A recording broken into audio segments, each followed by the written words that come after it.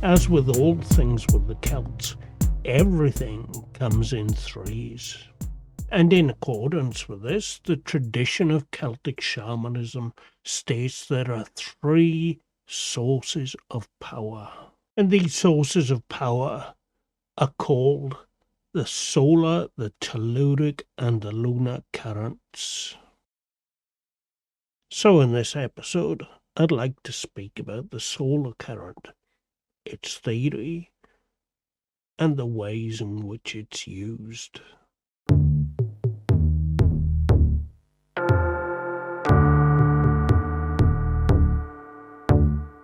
The sun has always had an influence on man's affairs since the very earliest of times, and we can see that through the many sun gods he had created to venerate the sun. There was Aten and Ra from the Egyptians, Apollo, Sol, and Helios from the Greeks and Romans, and Belenus, Lu, Granus, and Sulis of the Celts. And these are just a few. Now there's one thing that all of these cultures had in common, was this idea that the sun god was carried across the sky in a boat or on the back of a chariot.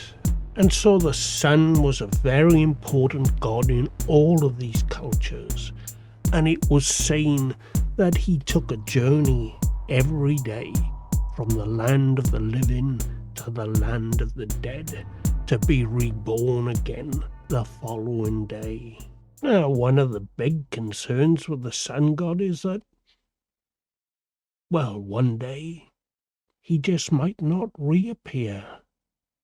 And hence the sun god was a warrior who went into battle at the end of each day to fight the forces of darkness and chaos. And adorned with his transport and his accomplices, if he was successful, he would return to bring back the birth of a new day. So this gives rise to this concept of a cycle of life, death, and rebirth. And some may even say it's the cycle of creation itself.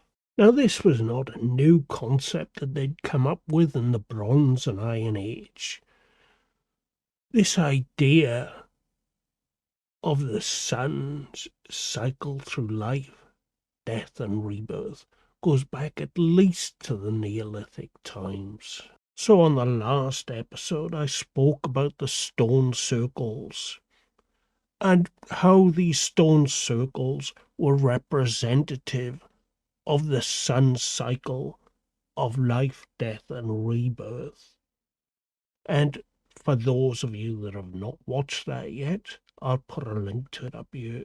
So right back from the very earliest of times, we can see that the sun was seen as the bringer of life and death, and hence he was representative of the act of creation.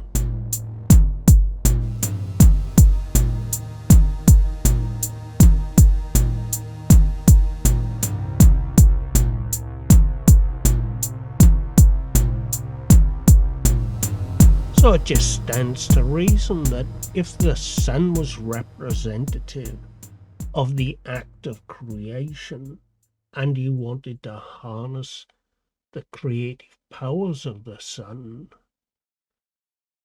then you would mimic the sun's cycle of creation. Well, how would you do that then? Would be the next question. Well, we do this with a circle that represents the sun, but also the infinite cycle of life, death, and rebirth. And you would move around the circle in a sunwise direction until you get back to the point of rebirth or the point of creation.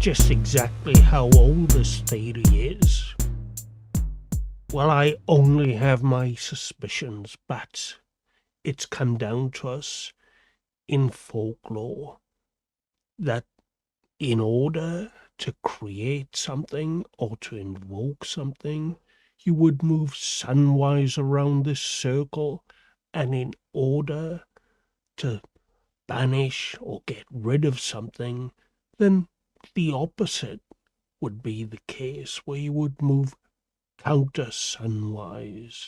And this also explains the terms the left-hand path and the right-hand path. And these are things I covered in the stone circles video that I mentioned earlier.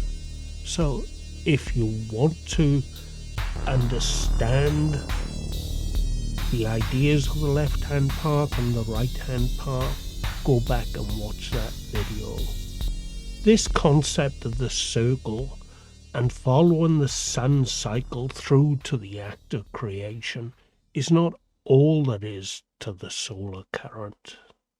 But this symbology is probably best left to the end of a ritual, where the circle is traversed in the appropriate direction to either symbolically give life or death to the object of desire. So as the moon waxes and wanes, then so too does the sun have various phases throughout the day. And these phases tell us which tasks at this point of time that the solar current is most appropriate for.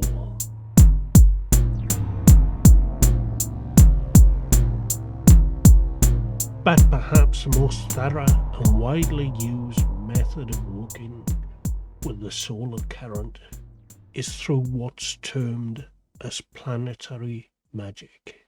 Now, for a full discussion on planetary magic, you can go and watch another video that I made a little while ago, which will give you all that you need to know to get yourself up and going quickly with planetary magic. And I'll post a link to that up there and down in the description below.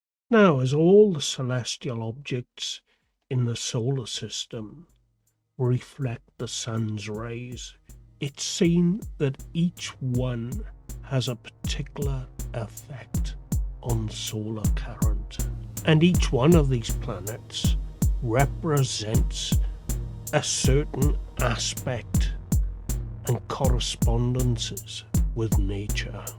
So the basic theory is that the energies reflected through the solar current by Jupiter would have a different effect on the natural world than the energies reflected by Mars.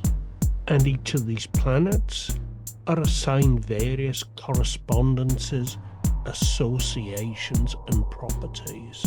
And so in this method, you would choose the planet that was symbolically appropriate to the task in question by using the various correspondences. And this would provide the appropriate symbolism for the work to be done.